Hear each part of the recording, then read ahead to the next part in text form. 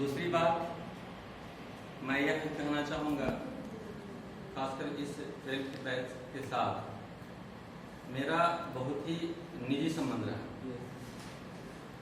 चाहे हालांकि मैंने 8 के बाद नहीं पढ़ाया, 10th में कुछ दिन पढ़ाया हमने इस बैच को, उसके बाद 11th 12th तो हमारा सब्जेक्ट होता ही नहीं है, तो ह्यूमैनिटीज नहीं है हम।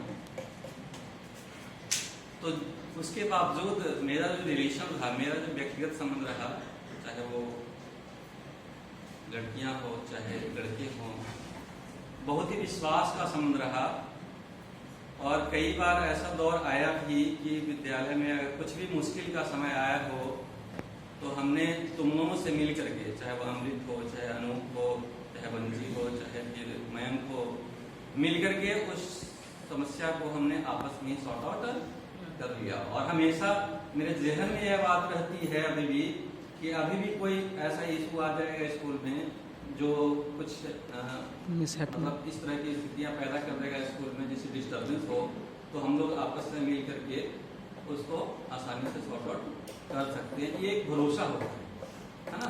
तो ये मेरा भरोसा लगभग तुम सभी बच्चों पे है, चाहे वो बहुत सारे बच्चे तो अरावली में रहे, बहुत सारे बच्चे शिवालिक में रहे, दूसरे हाउसेस थे, मैं वो सभी जानते हैं। कुछ बच्चे लेटर एंट्री में आए, उनसे उतना ज़्यादा, क्योंकि हमने 6 और 8 पढ़ाया नहीं तो उतना ज़्यादा कनेक्टिविटी नहीं है, फिर भी ऐसा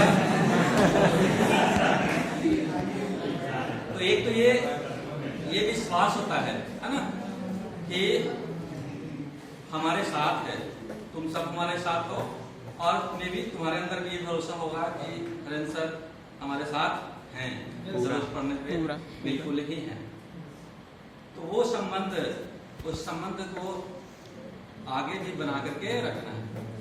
तुम्हें जीवन के दौर में कहीं भी मेरी जरूरत पड़ जाए, मेरी याद आ जाए, यहाँ अब क्या करना है, क्या रास्ता तय करना है, तो बिना संकोच मेरा नंबर यही है और यही रहेगा, है ना। तो आराम से तुम लगा सकते हो नंबर, कभी भी 24 आवर्स, है ना, 7 to 24 7 होते हो, कभी भी कॉल करोगे, फ्री रहेंगे, जवाब देंगे, फ्री रहेंगे, बोल देंगे बाबू बाद में बात करेंगे, फिर हम बाद में तुमको कॉल कर लेंगे।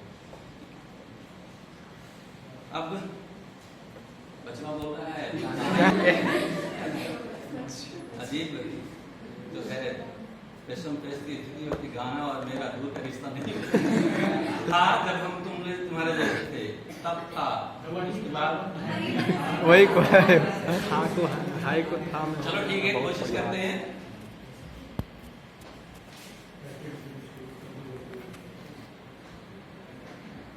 तेरे मेरे बीच में, तेरे मेरे बीच में कैसा है ये बंधन अनजाना,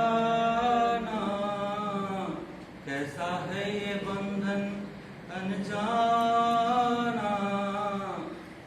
मैंने नहीं जाना, तूने नहीं जाना, मैंने नहीं जाना, तूने नहीं जाना। तेरे मेरे बीच में कैसा है ये बंधन अनजाना। ये जो मोहब्बत है हमारे और तुम्हारे बीच की, है ना, ये जो मोहब्बत है हमारे और तुम्हारे बीच की, वो वही मोहब्बत है जैसे मीरा दीवानी हुई कृष्ण की और कबीरा भी दीवाना हुए ईश्वर की, है ना। वो अगाध प्रेम वाला ये मोहब्बत है, उस पर मैं कहूँगा और कहना चाहूँगा, उसी के साथ मैं विश्राम भी लेना चाहूँगा कि ये जो मोहब्बत है हमारे और आपके बीच की, यह मोहब्बत एहसासों की पावन सी कहानी है। ये मोहब्बत एहसासों की पावन सी कहानी है। कहीं कबीरा दीवाना है, कहीं मीरा दीवानी है। यहाँ हर लोग कहते हैं मेरी आंखों में आंसू है, यहाँ हर लोग कहते हैं मेरी आंखों में आंसू है। जो तू समझे तो मोती है, जो न समझे तो जानते नहीं, शायद लगता है 10th पढ़ाया तो नहीं पढ़ाया, 10th का ध्यान नहीं, 11th 12th में मैंने पढ़ाया था। और अगर हम गाना जानते हिंदी टीचर होने के नाते तो कभी न कभी किसी न किसी रूप में गाना हम सुनाते। तो इसका कारण यह है कि हम गलती से हिंदी टीचर बन गए। देखो यह जो सिस्टम है जिसमें 3 शब्द हैं, गुलाल सर से आपस में हम लोग चर्चा करते हैं। एक है फिट, दूसरा है अनफिट और तीसरा है मिसफिट। समझ में आ रही बात? तो मैं इस सिस्टम के लिए समय के हिसाब से कभी फिट भी रहा और अभी मिसफिट भी कभी हो जाता हूँ, लेकिन अनफिट मैं नहीं मानता। जिस विषय की जानकारी मेरे पास रही है मैं बच्चों को हमेशा देता रहा हूँ, मेरा यह मानना है। और लेकिन नवोदय की एक बड़ी जो सबसे बड़ी विकृति है, बीमारी है, बार बार कक्षाओं में मैं जानता हूँ, बच्चों को बताता हूँ कि टीचर की बात सुननी चाहिए, लेकिन बच्चे ने वो पंक्ति हमेशा के लिए रट ली है, पंच की बात मानेंगे लेकिन फूटा नहीं।